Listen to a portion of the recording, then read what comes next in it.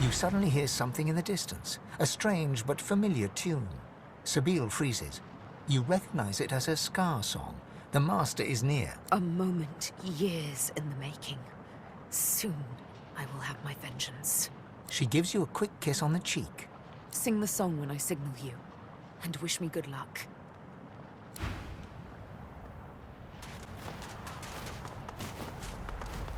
One step, then another, ever closer. You can tell from her bearing, Sebille has never been so ready to kill, so on the brink of impending action. She's like a cat, all concentrated muscle, that split second before it pounces. Another step, ever closer. The moment has finally come. She's found the master. The eyes of predators meet. Sebille? He snaps his fingers, and she involuntarily snaps to attention. Here you go, breaking my heart. That's the plan, master mine. He sighs, sadly. I don't begrudge you your freedom, Sebille. Your escape relieved me of having to witness your death by your own hand. The inevitable last command. I would have watched you, like I have all this time, glad to see you live, sometimes even laugh. I'm very fond of you, you know. The feeling's not quite mutual. Not yet. Another snap, different fingers, different sound. She looks to the ground. She's bowing before him. Utter control. The tool of a tyrant, you think? But let me indulge you with an explanation. Everything I do for a much greater good. The supreme example of this is you, Sebille. She's the prime Scion. It had to be her. The other Scions knew and welcomed her. They sought out their own killer.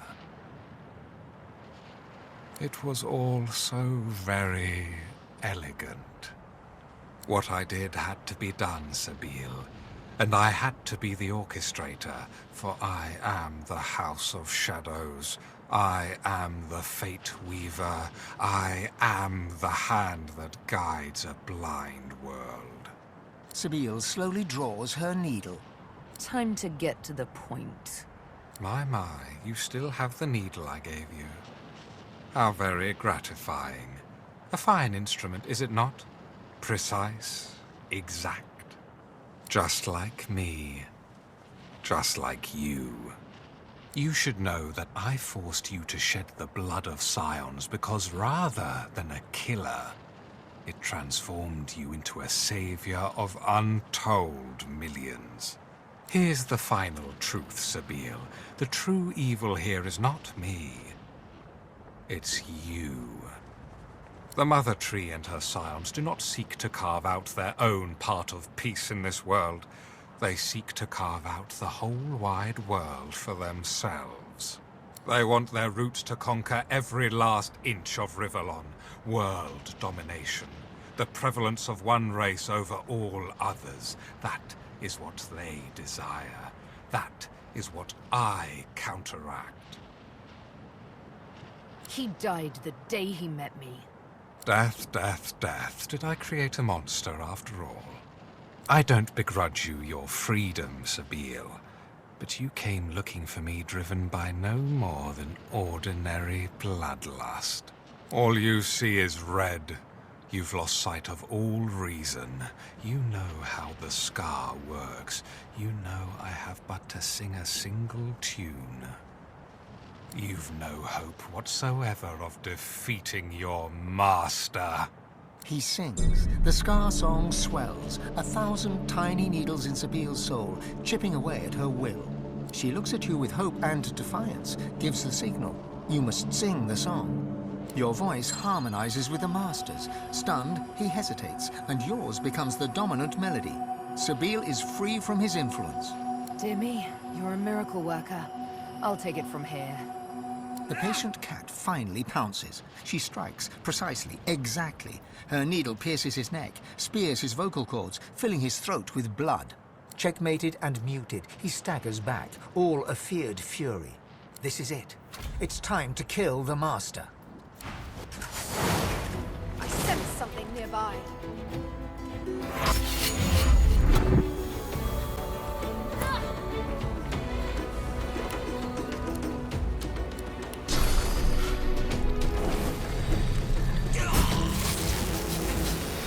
The Master's dead.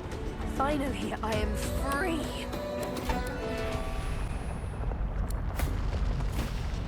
Speak if you wish to.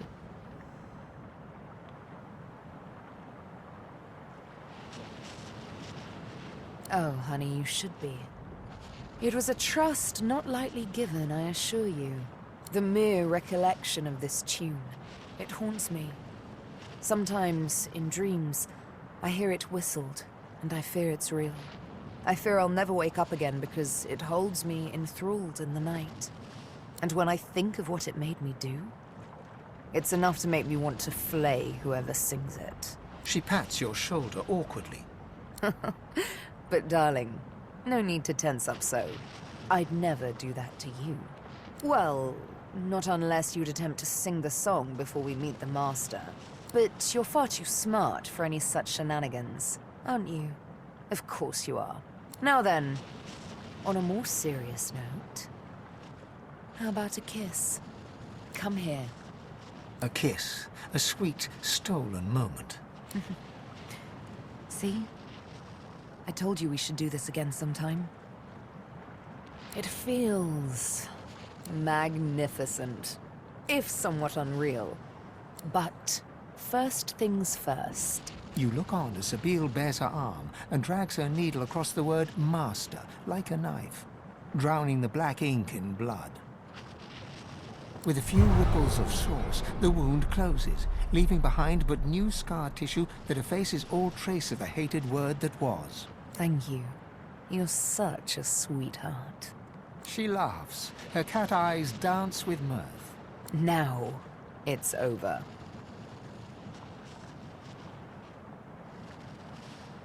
She takes your hand in hers, meets your eyes in earnest. I just can't thank you enough. I could never have defeated the Master without you. I owe you everything. But I do, and I won't forget. I am free now. She places a hand over the fresh scar on her arm. I've known the opposite too long to want to spend another day hollow with hate. Another night hollow with loneliness. I know I needn't be, if you show me a little love. You kiss her on the cheek, and she laughs, full of life. Now that the Master's dead, might as well pursue divinity, I say.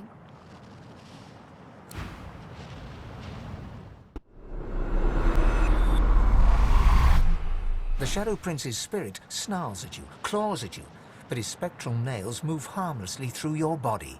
His fading eyes go wide with such abject fear, it is terrible to behold, and how very wonderful that feels.